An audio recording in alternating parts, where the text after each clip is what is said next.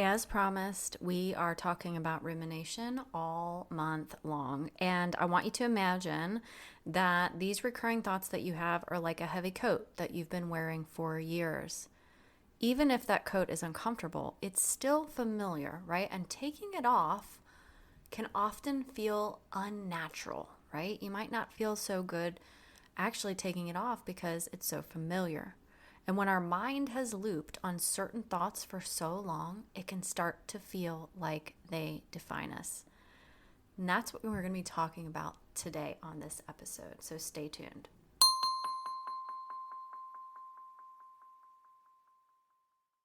Okay, so before we dive in, if you are someone who has been struggling with any form of rumination, right? You can't get the thoughts out of your head. You keep replaying the past. Maybe you're doing fantasy ruminations about the future or things that haven't even happened yet. Then you are going to want to consider signing up for my free online event on how to break free from rumination. Now, in this online training that is free, we're going to meet on Zoom, and I'm going to tell you exactly how I was able to break free from my own rumination and how I help all my clients do the same thing. So I hope you'll be able to join me. You can get the link in the show notes, and let's dive into the episode.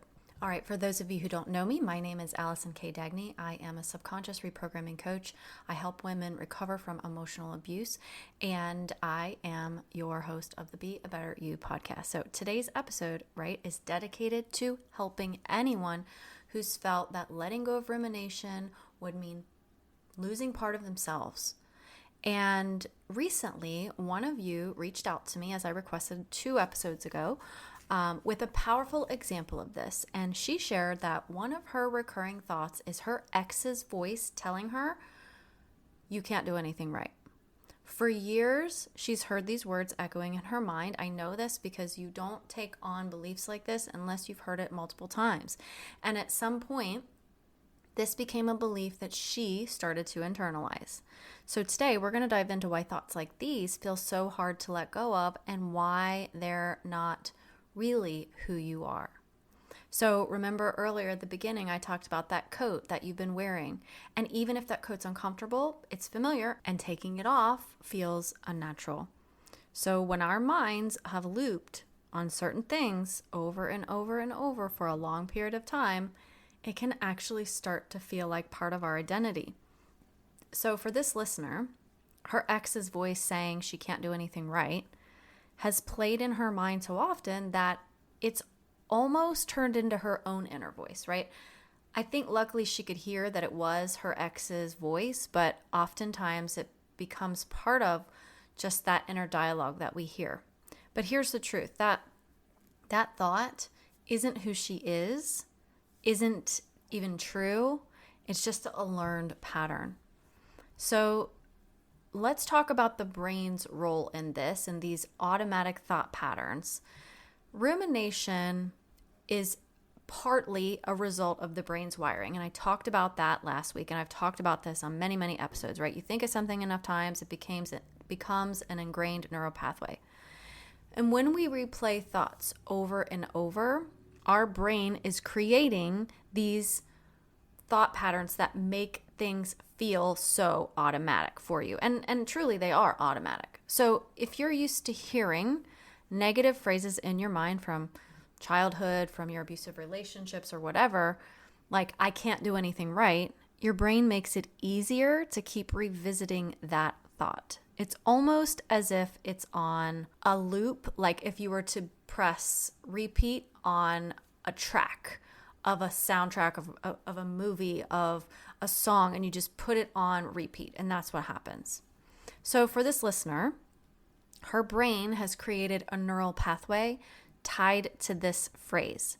And the more it's repeated, the deeper the groove becomes. Like if you think about like a record player, right? If that needle never comes off of that one particular track that it's on and just keeps repeating, 1, it's going to be super annoying because it's going to be repeating. But 2, the groove is going to get deeper because that needle is going to be digging down into that groove. But here's something important. Even though that thought might be automatic, it doesn't mean it's true. That is so important. And it certainly doesn't mean it's who you are. Or in this case, for the listener, it doesn't mean it's who she is, right? Just because it's a pattern saying, I can't do anything right, I can't do anything right, doesn't mean that's true. And it doesn't mean that she is somehow incompetent or incapable at all. Now, here's something I want to bring up, right? Because you are not your rumination, okay?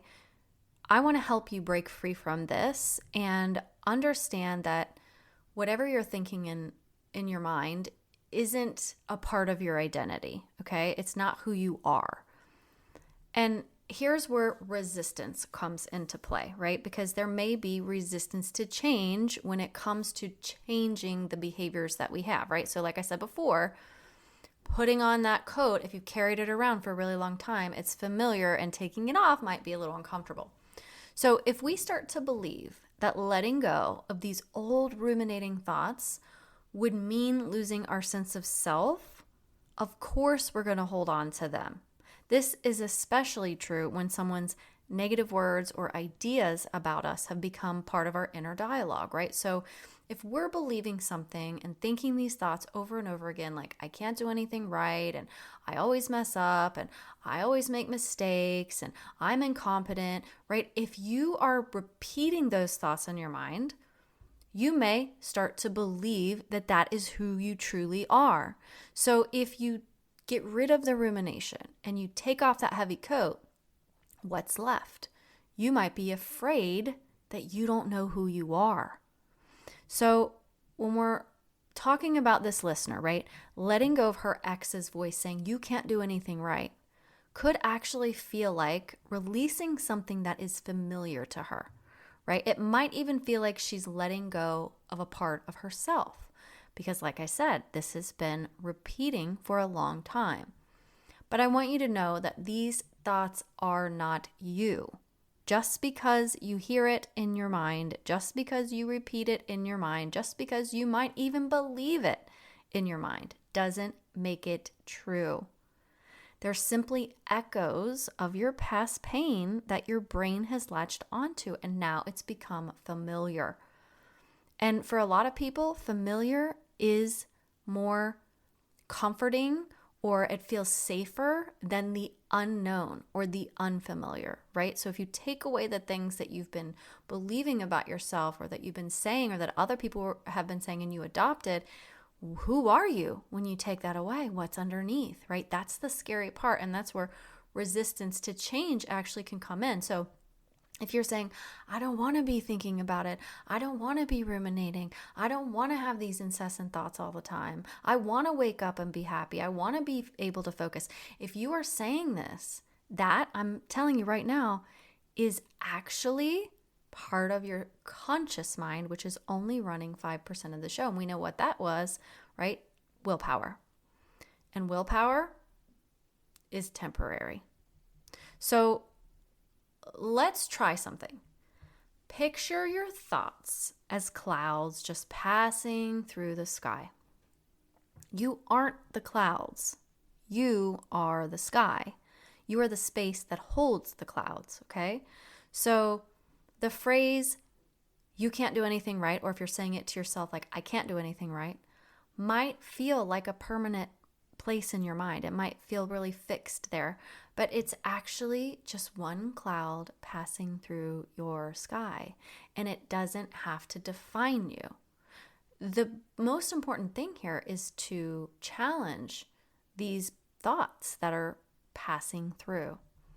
So for our listener who sent this belief into me, I would say this: that phrase was actually never yours to carry.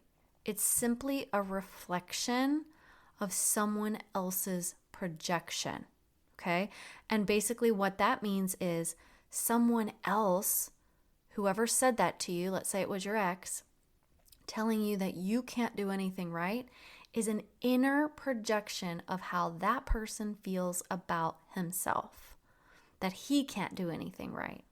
And of course, he would never admit that, right? But it's a reflection of themselves onto you.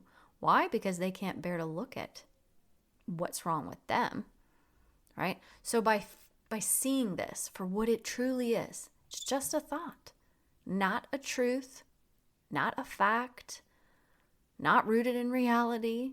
You can let that begin to drift away. Now, there's big power and choice. You have the power to choose which thoughts and which beliefs actually define you. So just because you hear it and just because it's repeating doesn't mean you need to believe it. You can create any identity that you want, right? Especially identities that aren't tied to hurtful words and other, painful patterns, right? We don't want to be tying ourselves to those things. So take a moment and ask yourself, who am I when I'm not thinking this thought? Who am I if I didn't believe this thought? Who am I when I release this idea that I can't do anything right? Like, who are you actually underneath that? Are you able to do things right? I'm sure you could actually look back at times that you've done a lot of things right, that you've done all kinds of things that a lot of people would say, yeah, you did that right. You made the right choice. You did that really, really well. Actually, it's when we continually forget to see the other possibilities that we struggle and that we get stuck in these loops of rumination, because humanity is fallible, right? As human beings, we are not perfect. And who's to say what's right and what's wrong anyway, right? Humans make that up too, right? We decide what is good and what is bad and what is right and what is wrong, right? So even if someone is telling you can't do this right, or you didn't do that right, you didn't wipe the counter down right, you didn't do the laundry right, you didn't park the car right, like, who says? Just because they think it's the right way means it's the right way? No. We all get to choose, right? So if this is a thought that goes through your mind, thinking through these things and asking yourself, wait a second, why am I thinking this? Why am I believing this? And do I really want to believe it? And do I want to hold it and carry it? And how in the heck is it serving me to believe that I can't do anything right? Maybe instead, I ought to be focusing on the things that I do the right way, and that I have done the right way, and that are my way, and that aren't defined by anyone else.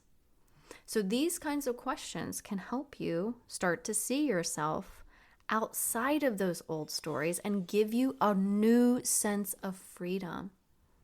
So let's talk about trying to shift this right now, in this very moment, on this podcast.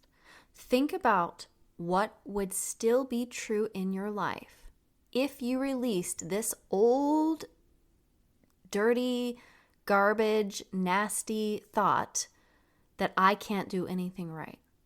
What would still be true in your life if you let that go?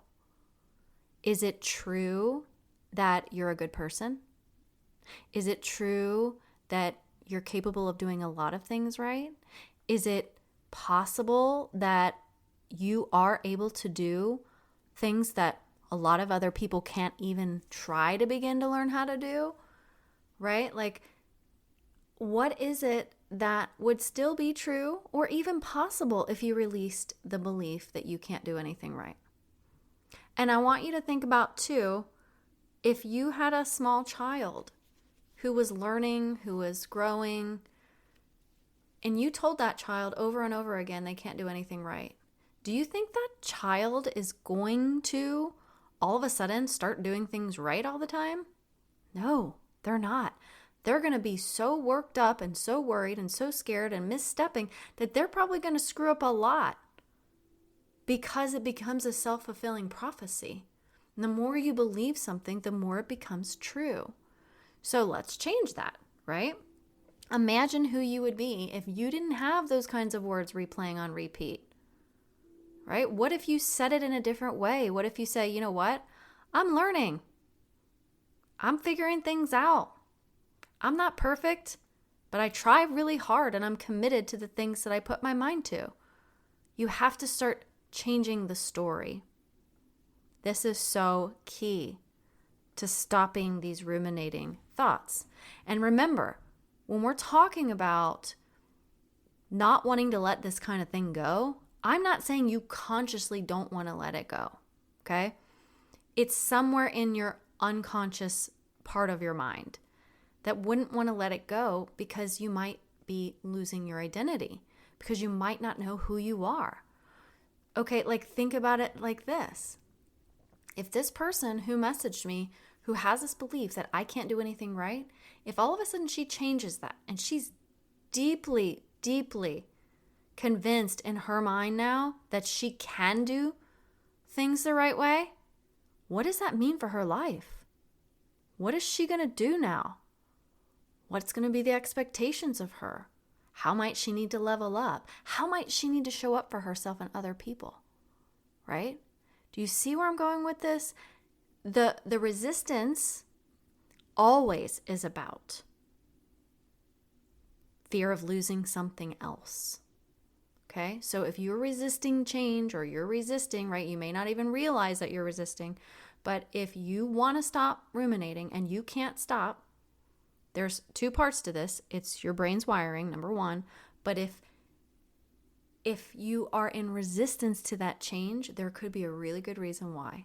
And the really good reason why would be because you might be afraid to lose your identity, or you might be afraid of what people are going to expect of you, or you might be afraid that if you truly healed and you didn't stop thinking about it, you wouldn't know what to think about beyond that.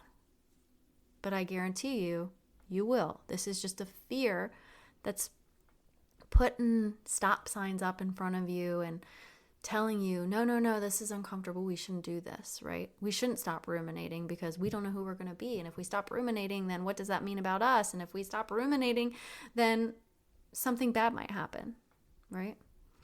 So this is really, really important stuff. And I'm so glad that you're here and I'm so glad that you're listening.